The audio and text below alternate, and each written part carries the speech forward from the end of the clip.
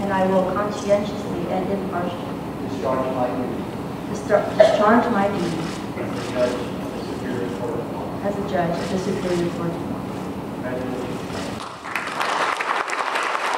An investiture ceremony was held this afternoon for Judge Maria Teresa CENZON at the Superior Court of Guam's atrium. The courthouse was packed with island dignitaries, colleagues, and family and friends of CENZON. She is now the newest judge and the second person to be nominated by Governor Eddie Calvo. The governor, dressed in a Filipino barong, was the keynote speaker and talked about why he nominated CENZON to the bench. She never gave me advice lopsided to any political consideration. She never shied from recommendations on decisions that would be less popular, but always right. Always right.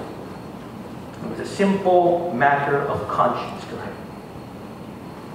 And the phrase that most often began any message that she had for me was, "Governor, I've looked at this, and the right thing to do would be," and then she would proceed to tell me.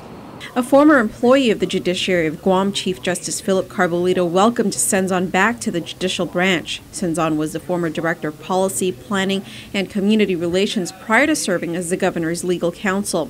Carbolito explains what her days will be like now as a judge. Tomorrow, Judge CENZON will begin her day with a briefing on all the criminal and civil cases assigned to her docket.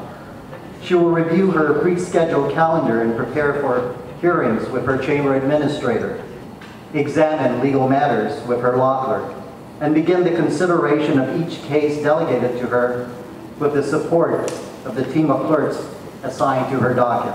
I suspect, however, that her transitioning into this new job will be a little easier because Maria has already earned the trust, respect, and confidence of the network of court professionals and court staff during her service as Director of Policy, Planning, and Community Relations. Finally, Judge CENZON took the stand and thanked the governor for placing his trust in her judgment, her children for keeping up with her busy schedule, and her parents for instilling in her the values that have brought her to her new role today. She then offered her promise of being a sound, reasonable, and impartial judge to those she will serve. I do not simply affirm and acknowledge that while in this office I am required to be fair and impartial, but I have sworn to all of you here and to all who would appear before me or who would be impacted by the decisions of my court to be thoughtful, to be careful, to be deliberate,